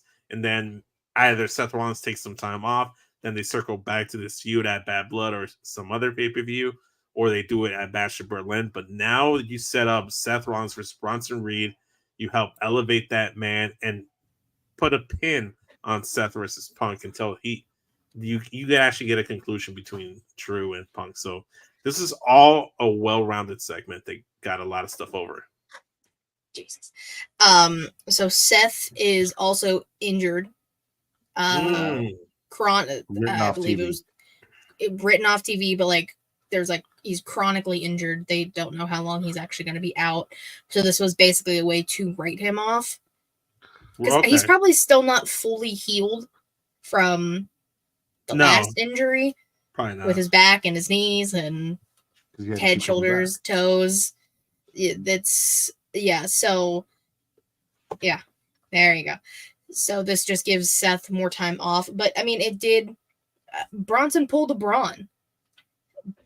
Braun Breaker went out there and started wrecking people and got a title. Bronson Reed's like, what the fuck do I got to do? Oh, yeah, let me go take out your tall guy. We didn't see our Intercontinental Champion on Raw. He had a backstage thing. Yeah, well, like, LA Knight got a whole in-ring thing. Him and Sammy, 2 out of 3 falls next week. Yeah. Wait, it's 2 out of 3? Mm-hmm. I want Sammy to lose 2-0. I don't want them to be a third fall. Lose 2 and then just be like, fuck it, I'm going to SmackDown. Lose 2, pin him for a third. Yeah. The most important thing of all this that no one mentioned is our boy CM Punk quoted my all-time favorite movie. Yeah. When Seth Rollins came out, he said, "You're the one dressed like a cowboy, but I'll be your Huckleberry." Quoting Doc Holliday from Tombstone, which is the second time I heard that because last month Kevin Nash used it in WCW for our watch-along for Return to Wrestling that I plugged earlier. When Scott Hall needed a tag team partner, he's like, I'm your Huckleberry. And I was like, listen, getting Kevin Nash and CM Punk quoting my favorite film of all time back-to-back weeks, like, this is fantastic. I love this. My boys. Bronson Reed beat Guts. Bronson Reed smashed Seth Rollins. And he didn't even need the assless chaps. Like, he just came out dressed as Hangman. And Bronson Reed's like, I'm going to fuck that cowboy. See, you know what? Seth Rollins and assless chaps makes more sense than Hangman Page at this point. Fair, it does. Monday Night Raw was Brokeback Mountain, and Seth is out now for a while because the cowboy got fucked. Wow. So would he be the Jake Gyllenhaal or the Heath Ledger? I feel like Seth is more of a Heath Ledger. I like that. I mean, he does have a Joker laugh, so. I'm just saying. Yeah. Okay. Katie, What else you Yeah. got? Your swallow. I'm gonna swallow Kyle Fletcher taking on Maxwell on Dynamite. I like Kyle Fletcher. What can I say? He's got me. I think it's the slutty t-shirts that he wears, the slutty crop tops. I think that's what really like drew me in, and I love that for him, honestly. And he has sky blue, so like good for him. It was a good match. Listen, I said it on my show. I'm surprised they even had a show with half the people not being able to even make it to North Carolina because of the hurricane. So Maxwell allegedly drove 10 hours to get to North Carolina. I don't believe anything he says. But they made it happen. It was a thing, and then he started beating up Kyle to bring out Ospreay, but Ospreay was like locked in a room backstage. So it was either Maxwell or Dawn who locked him in there. I think it was Don Callis because he's a bald-headed snake with a weird scar on his head from a screwdriver. But I liked it. It was fun. It didn't go 60 minutes. So that's always a plus. Actually let other people do shit. But yeah, I know Matt doesn't fucking care because he was growing his fucking beard the whole time. No. That's not true. The literal. I told you I only had 3 things left, and one of them Vince had, and you took my last thing. I was going to swallow MAGA JF versus MGK. I actually didn't think you were going to. On Dynamite. No, because listen, that's why I did it. Like MGK, like Kyle Fletcher had a good showing. I enjoy Will Ospreay. They're both the Great O'Con's boys. Like, I enjoyed the whole thing. He looks just like MGK. He's discount MGK. He's Australian MGK, Aussie MGK.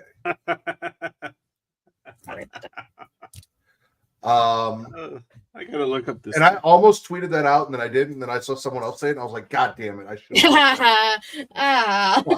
So which do it? They did well, yes and no. Like I saw it later, and I was like, "Oh, they went there," and I could have. Yeah, I should have done it. But I enjoyed. No, I enjoyed the match. The reason I'm stroking my beard is like, well, fuck.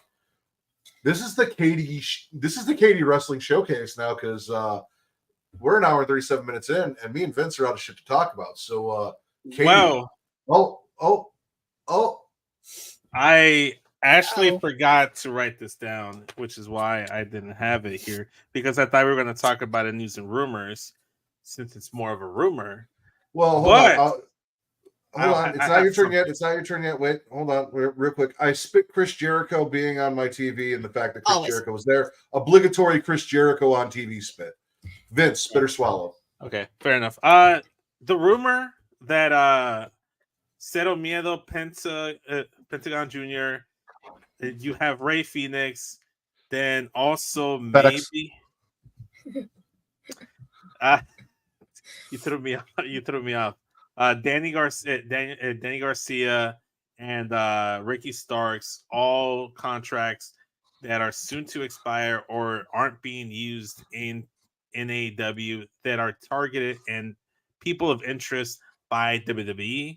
I'm all for this. I'm excited for that. I'm swallowing the possibility of the Lucha Bros being on my television screen. I want to see Penta versus Ray again. I want to see Penta versus Dom. I want to see Penta versus Santos, Penta versus Andrade. Basically, I want to see Penta and Phoenix versus all the other Mexicans on television. And that, dude, you have no idea what kind of fucking euphoria I get when I see 2 Mexican men beat the shit out of each other in front of a crowd on my television screen. So when I get to see more, especially Penta, because Penta be chopping motherfuckers hard as fuck, and that's how I like my Pentas to chop. It's hard. So yes. Thoughts on that? If this was still NXT Black and Gold, don't get me wrong, I love what HBK is doing, but HBK is not doing NXT Black and Gold. So I feel like Ray FedEx and Penta El Zero Miedo are kind of too advanced to go to NXT. I don't feel like the tag division is ready for them. I don't know that we have anyone in the tag division. Like, don't get me wrong, I love Axiom and Frazier. Not really, I don't. But neither here nor there. Rascalz. are fucking done. So like that's like I don't feel like that tag division could handle, or it's not like we could bring them in the tag and then eventually break them up and do some cool shit like we would have in Triple H's Black and Gold with them down in NXT. So I don't feel like they fit in there, right? So main roster, maybe. I don't want them to get called up and be a tag team and get lost in the awkward WWE main roster tag team shuffle when you've got the bloodline and bullshit. Danny Garcia, I want to see him stay in. I want to see him stay in AEW. I feel like AEW has done a lot for him. They've showcased him. They're still, in a way, showcasing him. He was part of the whole Will Ospreay MJF feud. They've really beat him up. I think Danny Garcia would be far better off in AEW with the way that they've been utilizing him and treating him. Ricky Starks, though. NXT. Go to NXT. Yes. Go hang out with Sean Spears, Lexis King, Cody Rhodes. Did I tell you that when I take Zoe to school, daycare school in the morning, that we listen to Kingdom every morning because it's like our hype up song for her to go to school every day, that she fucking loves it and sings it, and we do that whoa together. It's a thing. And TC might not like that. It is what it is. I know how I know the gimmick over there on YK Wrestling about my boy Cody Rhodes. But like of all of those people, I have the highest hopes for Ricky Starks. There are a lot of matches I'd love to see. I just don't necessarily trust that in either phase of WWE that Penta and Ray would be utilized properly. Penta, it's the one that I'm the most confident in, because if they break him up, and apparently they're interested in Penta, but Penta and Phoenix are like, it's a package deal. You know, you get both of us, and maybe there'll be a tag team type of deal, but Pentagon as an over-the-top babyface, or like a vindictive, crazy motherfucker when he's a heel. Because in Lucha Underground, you know how Randy was going around with the punts and just like concussing people? Penta was basically doing that with an arm breaker and breaking everyone's arms left and right every week. He was essentially a masked luchador version of Shayna Baszler, how she was in NXT in the women's division. So if they continue doing that, I would love to see it. I know a lot of people aren't inclined to the idea of like, hey, just throw them in the LWO. But honestly, for the aesthetic of it all and to add legitimacy to LWO, maybe you add them in there. You can have them under the learning tree of Rey Mysterio. You can pair them up. Don't say learning tree. Sorry. Yeah, you know what? You're right. Let me rephrase that. You know, sit down there under the tutelage of the second best masked wrestler of all time, Rey Mysterio, and just like have some fun. You know, if they're not going to do anything crazy, at least have some fun, sell some merch. And the best way to sell some merch is to be in there with LWO. I'm all for it. Whatever they do, I'm fully confident that at least Penta will thrive. I'm worried about Phoenix, but Penta is the dude that's golden.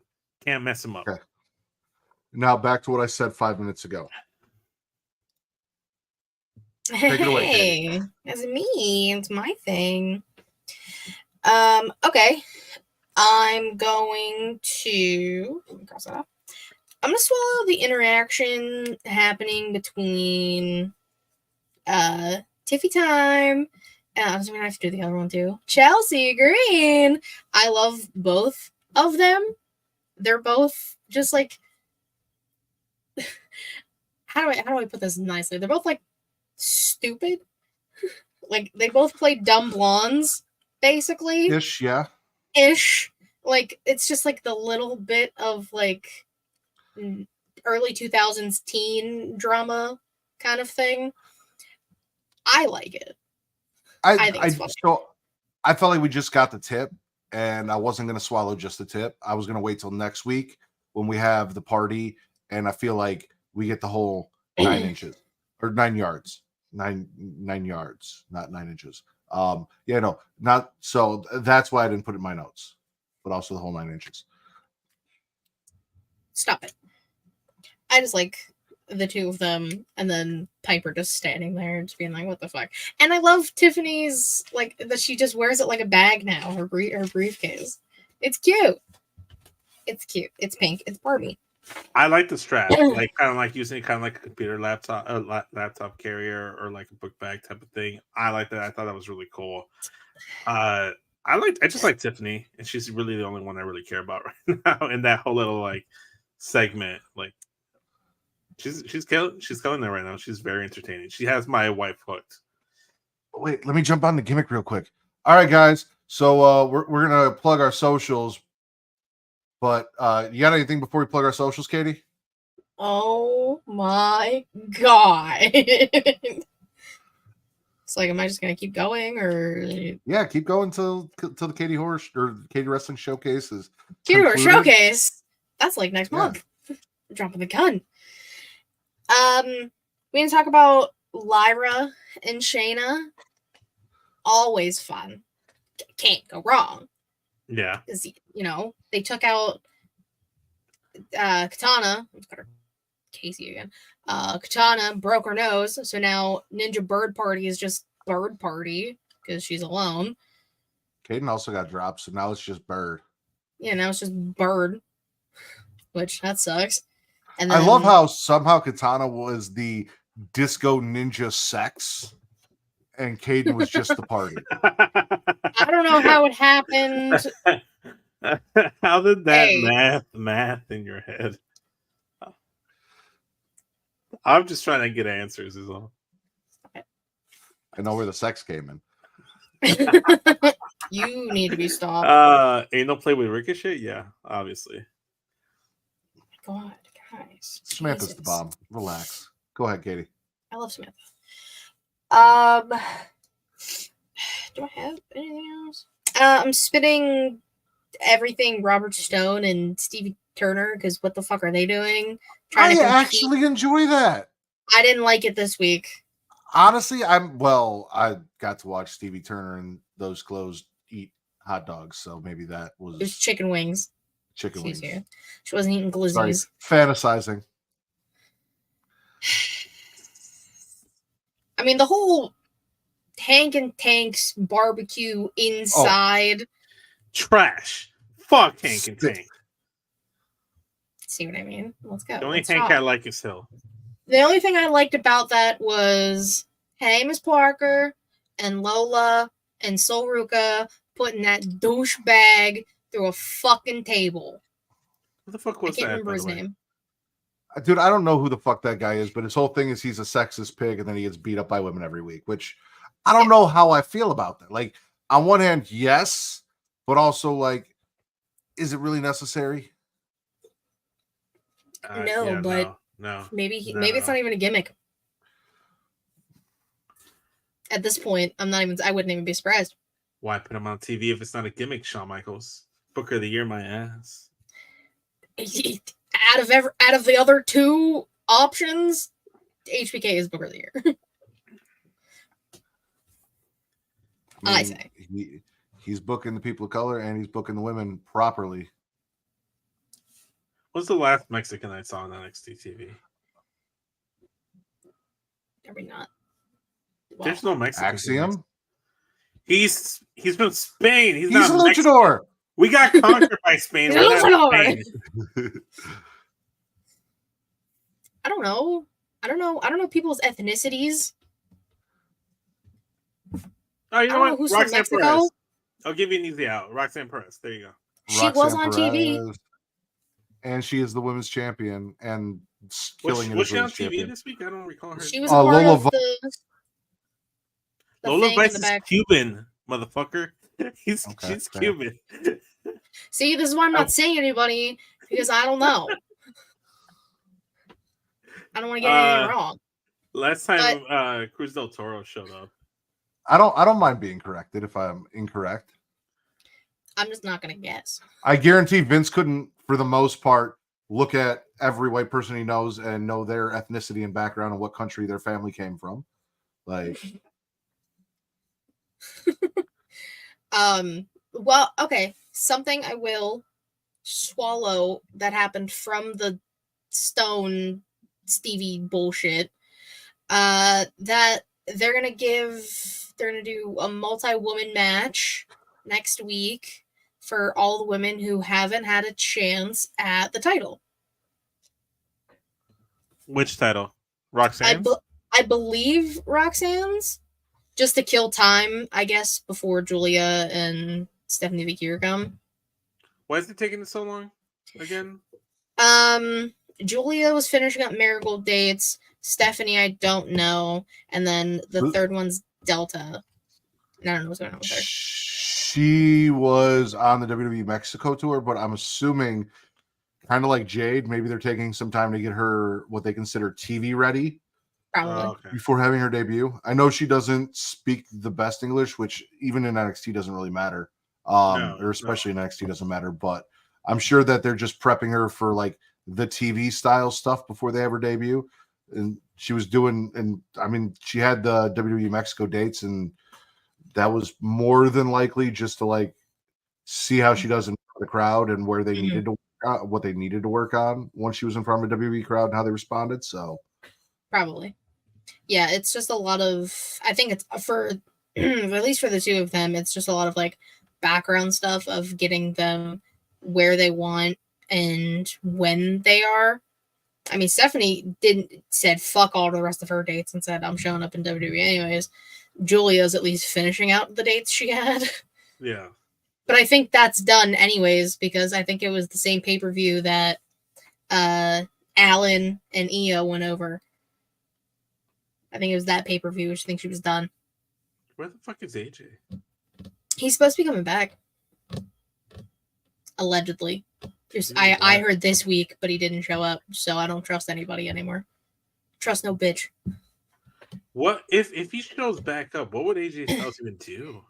I don't think there's anything for him Hang to out. do. Show off his abs. Wendy. Wendy. What would AJ Styles do? Wendy. Oh, Wendy! Oh, I miss Samoa Joe. I thought you were talking about Chew. I'm like, what? No, I love Wendy. And then I remember his wife's name was Wendy. I mean, he could hang out and cater and eat chicken wings with Tegan Knox. Just that. No, he doesn't eat chicken wings anymore. You see those man's abs? Alan don't eat no goddamn chicken wings. He needs the calories. You got anything else, Katie? Yeah, last thing. I'm just gonna put this like together. So both AEW and NXT are sending talent to Japan to participate in tournaments and things. Tavion won his first match. I don't remember against who in the Noah tournament. And then Anna Jay, baby girl, won her match. Good for her. I believe it's Stardom is what they're going through over there. She won her first match. And you know what? Anna Jay deserves that shit. Because and that's something she's wanted to do for a long time, is like she wanted to go to Japan and want to wrestle over there. So now she gets to, and she's a part of this tournament thing. Good for her. All good things for Anna Jay. And Tavion's killing it. Go for him. For sure. Thank you for coming to my TED Talk. Vince, what was your favorite show you watched this week? Raw, hands down. It wasn't even close. Katie? I'm gonna go NXT. I am also going Great American Bash. They hit it and quit it. Enjoyed the fuck out of the whole show. Wow, no one said SmackDown and Roman returned. Wild. Well, because it was just SmackDowns with the Roman stuff, and then outside of like my Mexicans like hitting each other, like I didn't really get anything I cared about. Everything was just kind of there. Except for LA Knight hitting it and quitting it. I know you didn't care, but I cared. No, like I said, I get who Roman is, right? But there was a whole lot of build between like the Solo looking at Roman angrily, like he was going to kill him, like getting us to where we are to kind of watch him punk out and get his ass beat, to watch this new bloodline. Roman single-handedly destroy this whole new faction. I don't know. I kind of would have liked to see him go in there, get some shots. I mean, technically he did get beat down at the end and they took the chili peppers back, but then he got back up and fucked everybody up. So like, I don't know. I kind of would like to see it to where he needed to go get some help and he couldn't just handle the whole faction by himself. And I know Jacob's not there yet, but I don't want Jacob to be like the only one in the faction that can Roman can beat 3 guys, but there's one guy he can't. And if it's anyone, it should be Solo, not Jacob. Like you were saying, Solo right now just looks like a little bitch. Tama Tonga looks halfway legit, but he's nowhere near Roman's level. Jacob looks threatening and massive. And then there's Tangaloa can't hold a belt up. Tangaloa, it's a blubbering idiot. But apparently that was his gimmick there at the end of his run in New Japan. So like I don't know if this is a carryover from that or he's if it's gotta just be playing into it now. I hope he's playing It has to be. Because he looks ridiculous with the eye patch. He's in a full suit. He's always everybody's punching back. Rocky Romero rocks an eye patch. What's wrong with an eye patch? Rocky. I remember one masked luchador lost an eye and had to rock an eye patch for a while. Listen. Yeah. Rocky Romero makes it work. Rey Mysterio had no eyeball in his socket. Allegedly. As far as I know, Tangaloa only had his eyes raked, and that just means he's got weak eyes, just like I got weak knees. So wait, is that the actual? Okay, I apparently missed. He got raked in the eyes by Kevin Owens, and that's why he's wearing the eye patch. Yeah, a rake like a rake of the eyes. I have it on very good authority that Malachi Black still has Rey Mysterio's eye, and he only takes it out when he has sex with Zelina, so Rey can watch. And I think the only reason why he has his eye is because Selena gave it back when Malachi wasn't looking. And on that note, ladies and gentlemen, Katie, while you're doing that weird thing with your mouth, I'm not doing anything. Please plug yourself for everyone watching. Yeah, you can follow me on Twitter, KatieRasson13, link to my link She Elite Showcase, twitch.tv/She Elite Showcase, and youtube.com/She Elite Showcase, typically Thursdays, 6 p.m. Eastern-ish, it's like 6:15, whatever. Merch coming soon on SheEliteShowcase.com. I'm just waiting for this sample because it's taken forever to get here. And once I get that done and it looks good, it'll be up. Never do my things. Ta-da! Vicente Alejandro Delgado Estrada. Follow me on Instagram and Twitter at SESVince and basically all the socials. You'll find me there.